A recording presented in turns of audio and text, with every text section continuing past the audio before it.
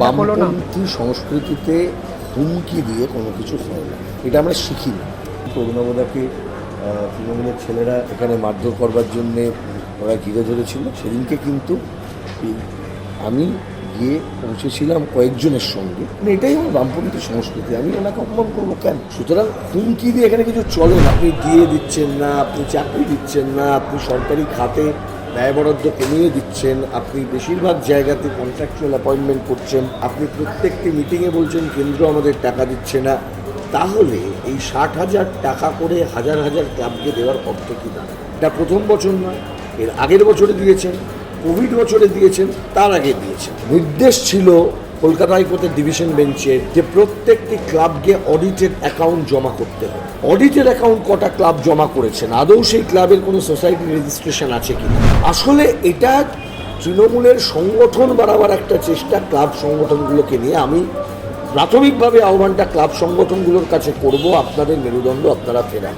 আপনারা দয়া করে মেরুদণ্ডগুলোকে এই চোরদের কাছে সারেন্ডার করবেন না। সরকারের টাকা নিয়েছে, ক্লাবে দুর্গা প্রতিমার মুখের বদলে মুখ্যমন্ত্রীর মুখ বসিয়েছে, এরকমও ক্লাব ছিল। That reminds me of a situation যেটা এই বাংলাতে হতো। কোন সময়টায় হতো? ইংরেজ যখন এসেছে, কলকাতার বাবুরা যখন আস্তে আস্তে করে ইংরেজদেরকে তোষামত করছে, তখন কোনো রাজবাড়ির ঠাকুর দালানে দুর্গা প্রতিমার মুখের অবয়বটা কুইন ভিক্টোরিয়ার মতো। আমরা কি ওই রকম একটা সময় আছি যখন we were surrendering our independence? এই কালচারটা নিওলিবারালিজম জন্ম দিয়েছিল।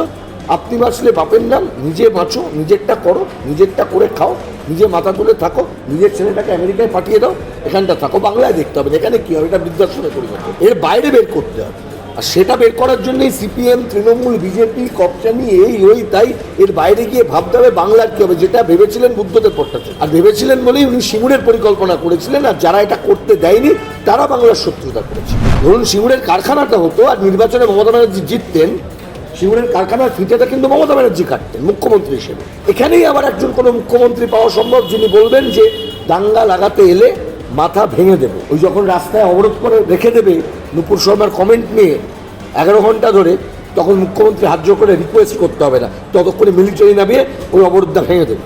দাঙ্গাটা দাঙ্গাই থাকে, ধর্ম আর জাতের অবরোধটা যখন তুলে নেওয়া হয়। বেইমানি করেছেন বাংলার ভবিষ্যৎ প্রজন্মের সাথে, ক্ষমা আপনাকে চাইতে হবে, আর প্রত্যেককে চাইতে হবে যারা যারা ওকে এনেছে ক্ষমতায়। ও একা এসছে নাকি?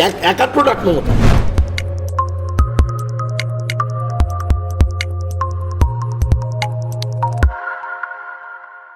নমস্কার, আপনারা দেখছেন দ্য ইন্ডিপেন্ডেন্ট বেঙ্গল, আমি শিবম।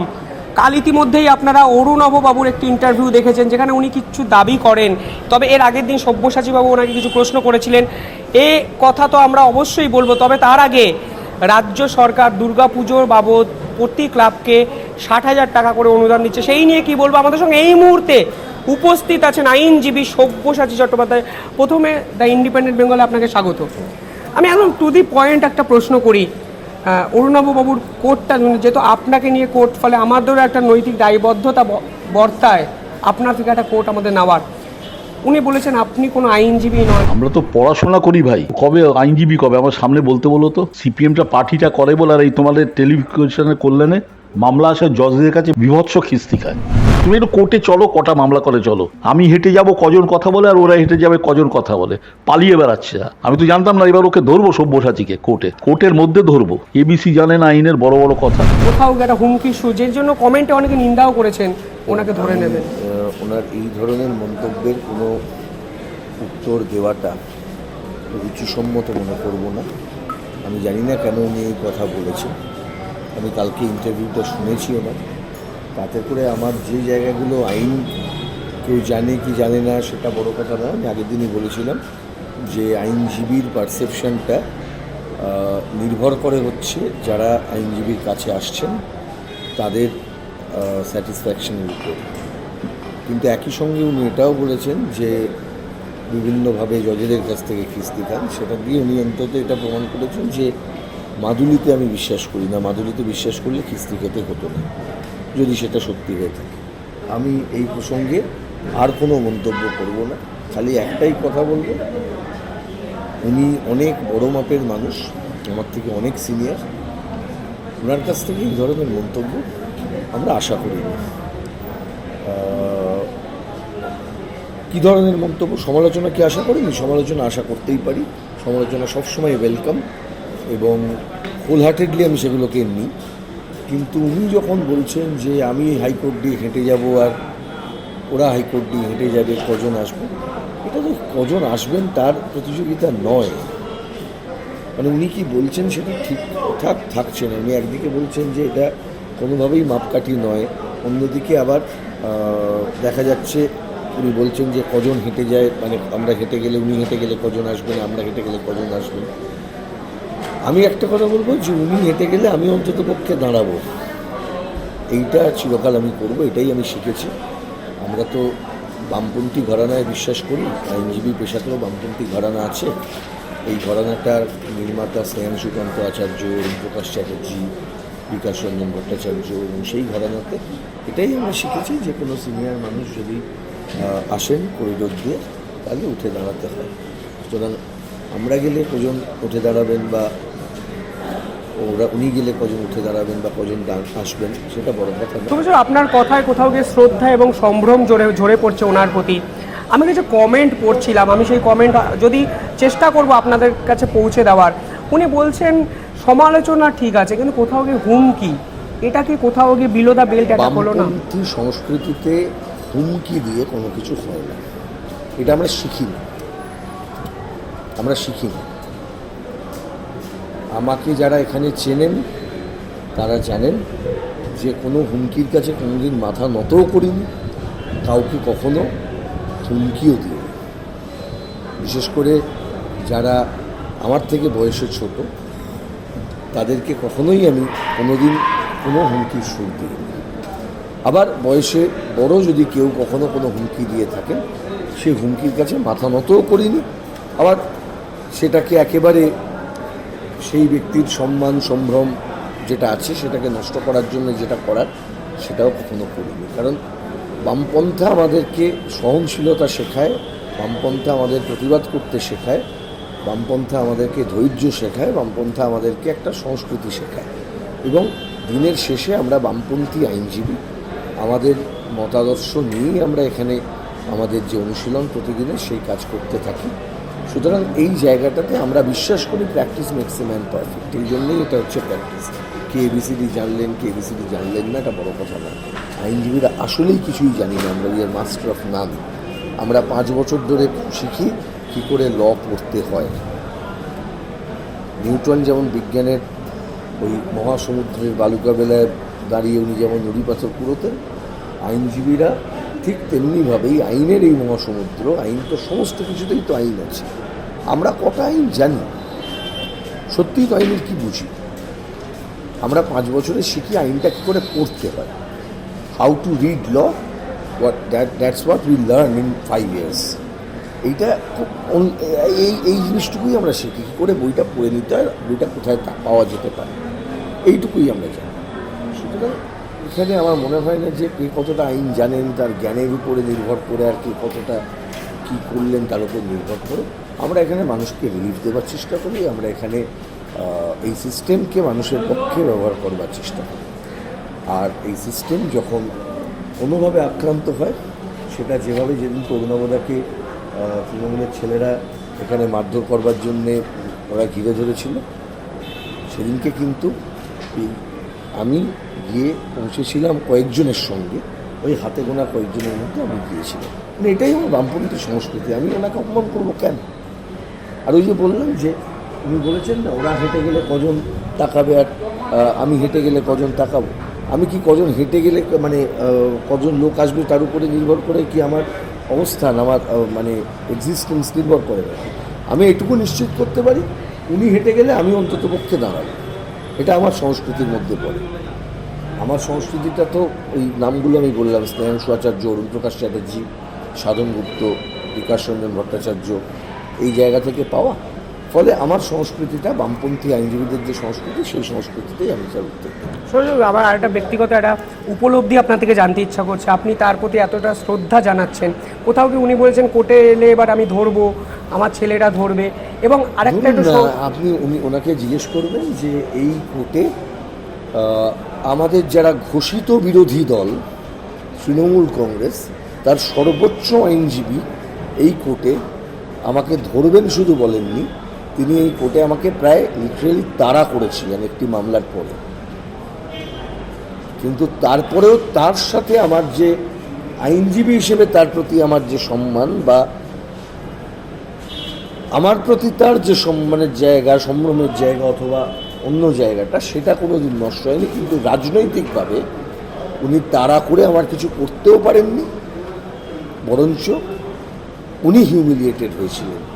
আমি কার কথা বলছি আমি নাম করব না, নির্দিষ্টভাবে অরুণবাবু সেটা জানেন। সুতরাং হুমকি দিয়ে এখানে কিছু চলে না। অরুণবাবু তো মানে আমি বলবো এটা তো অনেক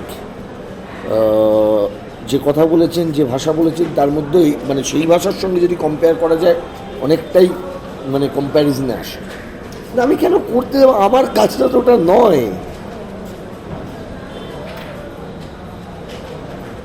যারা আমার কাজের প্রতি যারা শ্রদ্ধাশীল, যদি আমার প্রতি যে যারা যে মানুষ আসছেন সেটা মানুষ, আমি একমাত্র কমিটেড টু দি পিপল। আমার অন্য কোনো কমিটমেন্ট এখানে নেই। যারা আসছেন তাদের কাছে আমি কমিটেড, তাদের কাছে মুক্ত।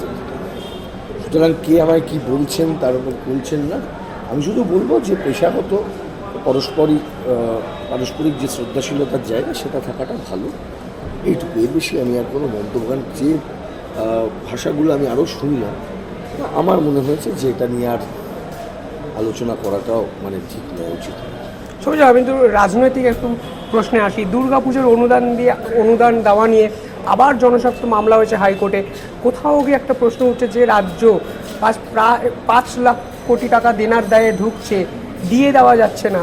সেই রাজ্যে দুর্গাপুজোটা মানুষকে করতে হবে, মানুষকে বুঝতে হবে কেন এই অনুদান দেওয়া হচ্ছে, কার টাকায় অনুদান দেওয়া হচ্ছে।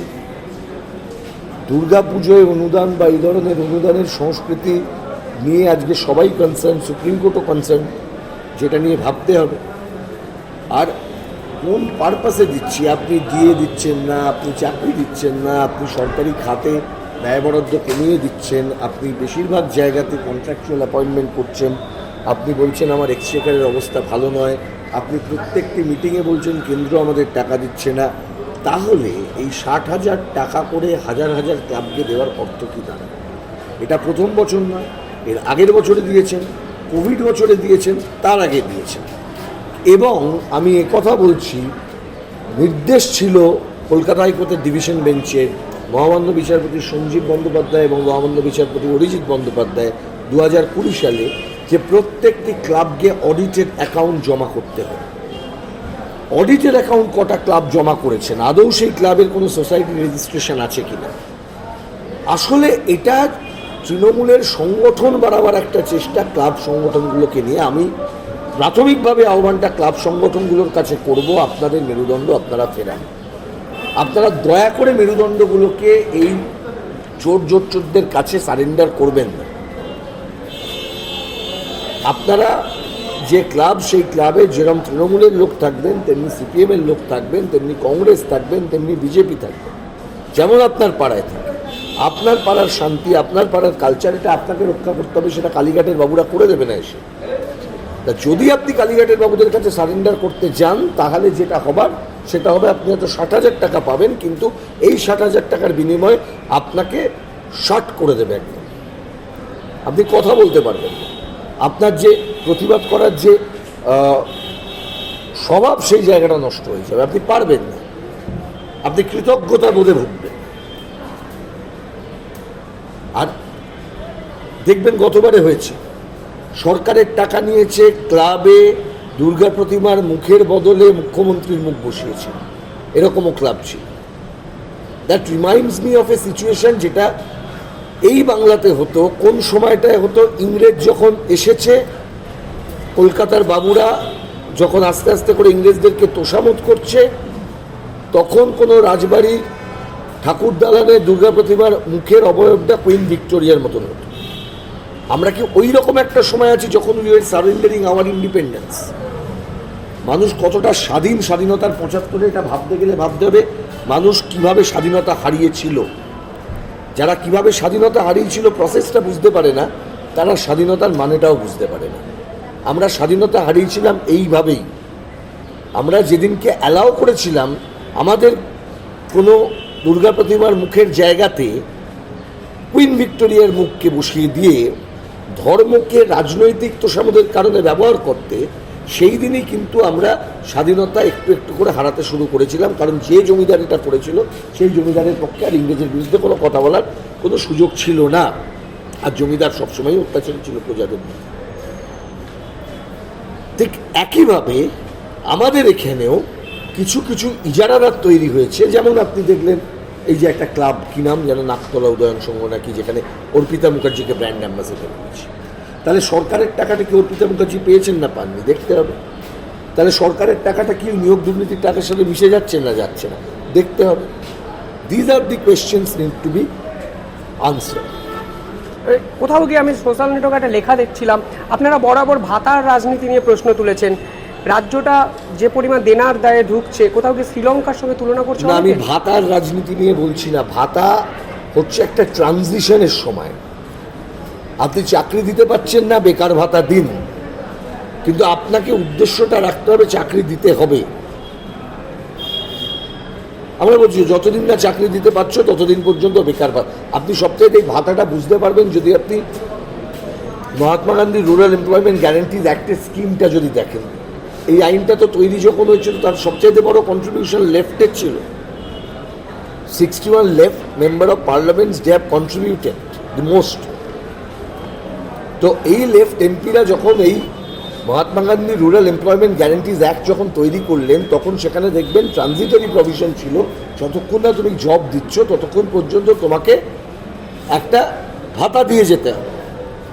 এটাই ছিল ভাতা স্কিম। দেখবেন এখনও ডিওয়াইএফের ডিমান্ডের মধ্যে এটা আছে যে চাকরি দাও, যতক্ষণ না চাকরি দিচ্ছ বেকার ভাতা দিতে হবে। আমরা এই ভাতাটার কাছে, ভাতা is not the ultimate, ultimate হচ্ছে চাকরি। কিন্তু আজকে দেখা যাচ্ছে ভাতা ইজ বিকামিং আলটিমেট থিং, অর্থাৎ মানুষকে ভাতা নির্ভর করে দেওয়া, ভাতা নির্ভর করতে করতে করতে করতে চাকরির দাবিটাকে ভুলিয়ে দেওয়া। এই জায়গাটাতে আমাদের আপত্তি। কোথাও গিয়ে 19 জন তৃণমূল নেতানেত্রীর এগেনস্টে হাইকোর্টে মামলা হয়েছে সম্পত্তি বৃদ্ধি, তার পাল্টা আপনাদের দুজন নেতা মোহাম্মদ সেলিম, তন্ময় ভট্টাচার্য, তার নামেও মামলা হয়েছেন। কোথাও গিয়ে সেটা তো আপনারা রিপ্রেজেন্ট করছেন, কি অবস্থায় দাঁড়িয়ে আছে? তন্ময় দাদা ফেসবুকে পোস্ট করেছিলেন 65 বছর। আমি তন্ময়দাকে রিপ্রেজেন্ট করেছিলাম, শামীমদা সেলিমদাকে রিপ্রেজেন্ট করেছেন। সেখানে খুব পরিষ্কারভাবে আমরা গিয়ে প্রথম বলেছি, ভাই ইনভেস্টিগেশন চাইছো, পিটিশনটা অ্যালাউ করে দাও। যারা পিটিশনার তারা তখন মিনমিন করে টাইম হলে বেঁচে যান। যারা রেসপন্ডেন্ট আরও ছিলেন বিজেপির, তারা তখন কোনোভাবে সময় হয়ে গেলে বেঁচে যান। আমরা ওই দিনে ওই অবস্থাতে পিটিশন অ্যালাউ করে দিতে বলছি। এবং শুধু সেলিমদা তন্ময়দা নয়, যত বামপন্থী নেতা আছে আপনি করে নিন ইনভেস্টিগেশন। আমি এইটুকু চ্যালেঞ্জ দিলাম যে আপনাদের ক্ষমতা থাকলে যা ইনভেস্টিগেশন করবেন সম্পত্তি নিয়ে বামপন্থী নেতৃত্বের, আপনারা কিছু পেলে আপনারা সেটা করে দেখিয়ে দেন, কিন্তু সেটা আপনারা করতে পারছেন না। তাহলে মানুষের কাছে এই মুহূর্তে দাঁড়িয়ে আমরা তো চাইছি এই মুহূর্তে একদম মুড়কি এক জায়গায় করে দিই, ইডি তদন্ত করুক, পরিষ্কার হয়ে যাক। কিন্তু যখন তদন্ত করার রিপোর্ট দেবে তারপর থেকে দুটো জিনিস করা যাবে না। এক, নিজেদেরকে সৎ বলা যাবে না, চোর বোর্ড লাগিয়ে ঘুরতে হবে। আর দুই, বামপন্থীদের চোখের দিকে চোখ রেখে চাওয়া যাবে না। চোরেরা যেমন মাথা নিচু করে হাঁটে, বামপন্থীদের সামনে তৃণমূলকে, বিজেপিকে মাথা নিচু করে হাঁটতে হবে। এইটা যেন তারপর থেকে হয়। এই চ্যালেঞ্জ যদি নিতে পারেন মামলা করুন না, সবার নামে করে দিন, সূর্যকান্ত মিশ্রর নামে করে দিন, কান্তি গাঙ্গুলির নামে করে দিন, যার যার নামে পারেন করে দিন, বিমান বোসের নামে করে দিন। কিন্তু এই মামলার পরে কিন্তু এই চ্যালেঞ্জ গ্রহণ করতে হবে, কোনো বামপন্থীদের চোখের দিকে চোখ রেখে কথা বলতে পারবেন না, মাথা নিচু করে হাঁটতে হবে, আর বোর্ড বুকে চোর লিখে ঘুরতে হবে। সোজা শেষ প্রশ্ন, পিসি সরকার আমাদের ইন্টারভিউতে বলেছেন উনি এই জন্মে এরপরের জন্মের বঙ্গে জন্মাতে চান, এবং কান্তি গাঙ্গুলি কোথাও গিয়ে আমরা ইন্টারভিউ করেছিলাম, তিনিও এটাকে অ্যাকসেপ্ট করেছেন। কি বলবেন, কতটা অসহায় লাগে যখন পিসি সরকারের মতো একজন বিশ্বব্যাপী বন্দিত ব্যক্তিত্ব এরকম একটা কথা বলেন? দেখুন, আমি আবার বলছি, আমরা তো বামপন্থী রাজনীতি করি, হতাশায় তলিয়ে যাই না, হতাশার কোনো জায়গা নেই। যতটা সংকট গভীর হয় ততটাই সংকট থেকে বেরোবার রাস্তা তৈরি হয়, ঠিক আছে? বাংলায় জন্মাবনাটা এটা একটা এসকেপিস্ট রুট হতে পারে, বাংলায় থাকতে চাই না, এটা একটা এসকেপিস্ট রুট হতে পারে। এই এসকেপটা করবার রাস্তা রামমোহন রায়েরও ছিল, এই এসকেপটা করার রাস্তা বিদ্যাসাগরেরও ছিল, এই এসকেপটা করার রাস্তা সুভাষচন্দ্র বোসেরও ছিল। আইএসটা হয়ে চাকরি করে ব্রিটিশের সঙ্গে থাকতে পারত, আরাম করে থাকতে পারত, খাওয়া পড়ার অভাব হতো না তো। আইসিএসে 4th হয়েছিলেন, তাহলে সেটা উনি করতেই পারতেন। তা সেই এসকেপ রুটটা ওনারা নেননি। তাহলে আমরা কেন এসকেপ রুট নেবো? আমরা কাদের প্রতিনিধিত্ব করি? উত্তরাধিকারটা কাদের? একটা প্রজন্ম এই বাংলা থেকে দায়িত্ব নিয়ে নিওলিবারালিজমের দালালি করতে গিয়ে আমাদের এখানকার যৌবনকে বিদেশে পাঠিয়েছে। সেই প্রজন্ম আজকে তাদের কাছে কোনো তাদের নৈতিক অধিকার নেই, তারা নষ্ট করেছে। আমি তো কোনো রাজনৈতিক দলকে দায়ী করব না। এই কালচারটা নিওলিবারালিজম জন্ম দিয়েছিল। আপনি বাঁচলে বাপের নাম, নিজে বাঁচো, নিজেরটা করো, নিজেরটা করে খাও, নিজে মাথা তুলে থাকো, নিজের ছেলেটাকে আমেরিকায় পাঠিয়ে দাও, এখানটা থাকো, বাংলায় দেখতে হবে না এখানে কী হবে, এটা বৃদ্ধাশ্রমে পরিণত হবে। এর বাইরে বের করতে হবে। আর সেটা বের করার জন্যই সিপিএম, তৃণমূল, বিজেপি, কপচানি, এই ওই তাই, এর বাইরে গিয়ে ভাবতে হবে বাংলার কী হবে, যেটা ভেবেছিলেন বুদ্ধদেব ভট্টাচার্য। আর ভেবেছিলেন বলেই উনি সিঙ্গুরের পরিকল্পনা করেছিলেন, আর যারা এটা করতে দেয়নি তারা বাংলার শত্রুতা করেছে। আজকে সিঙ্গুর হলে বাংলার হতো। ধরুন সিঙ্গুরের কারখানাটা হতো আর নির্বাচনে মমতা ব্যানার্জি জিততেন, সিঙ্গুরের কারখানার ফিতেটা কিন্তু মমতা ব্যানার্জি কাটতেন মুখ্যমন্ত্রী হিসেবে, কিন্তু ওটা বাংলার জন্য হতো। এই সংস্কৃতিটাকে নষ্ট করেছে, এই সংস্কৃতিকে রেস্টোর করতে হবে। তাই আমি একটাই কথা, বাংলা থেকে চলে যাব, বাংলায় কিচ্ছু হবে না, বাংলার কোনো ভবিষ্যৎ নেই, এই যে একটা ধারণা তৈরি হচ্ছে, অবশ্যই এই ধারণাটা মমতার সবচাইতে বড় ভূমিকা এই ধারণা তৈরি করার পিছনে। এই ধারণাটার থেকে বেরিয়ে এসে এই ধারণাটায় বিশ্বাস করতে হবে এই বাংলাতেই সম্ভব, এই বাংলাতেই বুদ্ধদেব ভট্টাচার্যরা এইটাকে সম্ভব করাবার স্বপ্ন তুলেছিলেন, আর তাকে ধ্বংস করার জন্য মমতার সরকার চেষ্টা করেছে, প্রত্যেক দিন ধ্বংস করেছে।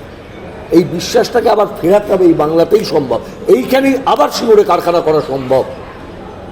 তার জন্য আপনাকে বামপন্থীদের ফেরাতে হবে।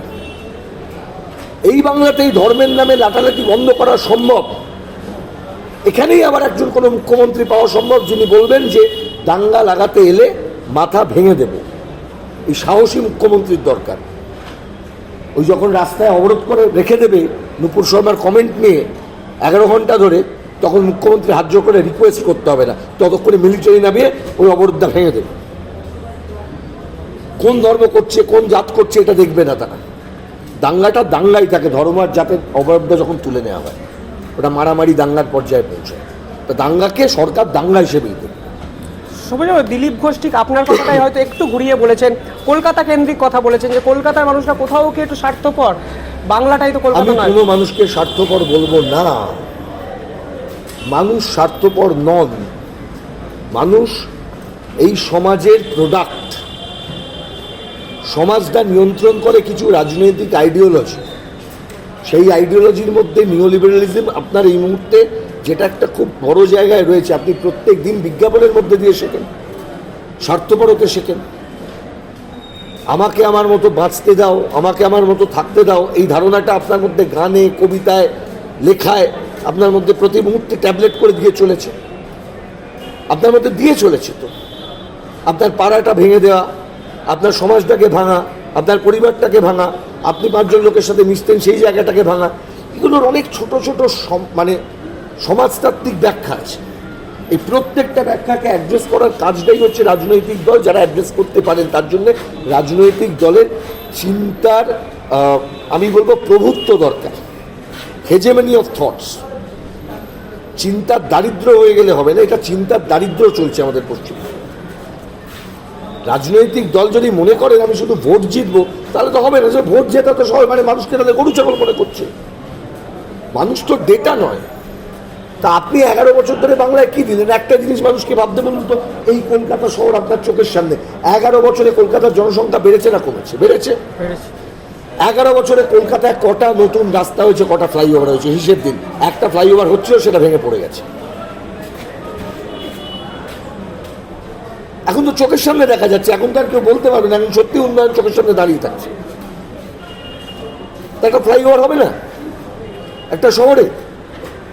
তাহলে আপনি শহরটাকে এগোচ্ছেন না, শহরটা নিয়ে আপনার ভাবনা নেই। আপনার সরকার খালি ভাবছে কাকে কে কোথায় চুরি করছে তাকে বাঁচাবো, কে কোথায় জোর চুরি করছে বাঁচাবো, কে কোথায় ঘুষ নিচ্ছে বাঁচাবো। আপনার চিন্তা নেই আপনার শহরে। আপনি তার মানে এইসব বুদ্ধিজীবীদেরকে আনেন শুধু ভাড়া কাটাবার জন্যে। ওরা সরকারের টাকা নিচ্ছে, বেরিয়ে চলে যাচ্ছে, তাদের চিন্তাগুলো আপনি কাজে লাগাচ্ছেন না। কারখানার জন্য সরকার কোনো চেষ্টা করেছে? সিঙ্গুরের পর থেকে আমরা একজন কোনো একটা প্রকল্পের নাম বলুন যেখানে সরকার চেষ্টা করেছিল এখানে সিরিয়াসলি কোনো একটা কারখানা তৈরির জন্য, যে কারখানা শুধু ওই উৎপাদন বা কারখানার গেটটা উদ্বোধন করা নয়, কারখানাকে কেন্দ্র করে বাজারটাকে বাড়ানো। এই যে গ্রামীণ বাজার, আজকে পশ্চিমবঙ্গে কেউ খেয়াল করেছেন কোন জায়গায় গেছে? গ্রামীণ বাজার খারাপ হচ্ছে বলেই তো এত এত মানুষ আজকে কলকাতায় চলে আসতে বাধ্য হচ্ছে। শহরের বাজারটার উপর চাপ পড়ছে, আজকে এত এত মানুষ পশ্চিমবঙ্গের বাইরে চলে যাচ্ছে। এটা তো অর্থনীতির সহজ সূত্র, এটা সরকার ভাববে না, এটা সরকারের কাজ ছিল না। তাহলে সরকারের কাজ কি ছিল? দুর্গাপূজা অনুদান দেওয়া, ফিতে কাটা, বিজয়া দশমী কার্নিভাল করা। এই জায়গাগুলো মানুষকে ভাবতে হবে। আর যখনই মানুষ ভাববে তখনই বার করে আবার বলবো যে আপনারা বামফ্রন্টকে হাঁটিয়ে যে পাপ করেছিলেন আজকে সেই পাপ ক্ষয় করবার সময় আপনাদের হয়েছে। ঐতিহাসিক ভুল বামফ্রন্টের ছিল না, ঐতিহাসিক ভুল পশ্চিমবাংলার মানুষ করেছিলেন বামফ্রন্টকে হাঁটিয়ে আর মমতার মতন একটা দুর্নীতিগ্রস্তকে মাথার উপর বসিয়ে। বেইমানি করেছেন বাংলার ভবিষ্যৎ প্রজন্মের সাথে, ক্ষমা আপনাকে চাইতে হবে। আর প্রত্যেককে চাইতে হবে, যারা যারা ওকে এনেছে ক্ষমতায়। ও একা এসছে নাকি? একা প্রোডাক্ট মমতা। সমস্ত সুবিধাবাদী এক জায়গায় গিয়ে ওর জন্ম দিয়েছিল, সমস্ত অংশের সুবিধাবাদী অংশের লোক গিয়ে মমতাকে ওখানে চাপিয়েছে, একটা সৃজনশীল সরকারকে ধ্বংস করেছে। এই জবাব তাদেরকেও দিতে হবে। তারাও বইবে, এখন আসছে একটু একটু করে, তারাও ফিরতে বাধ্য। ইতিহাস এইভাবেই মানে নিজের ক্রমমুক্তির রাস্তাকে পরিষ্কার করে।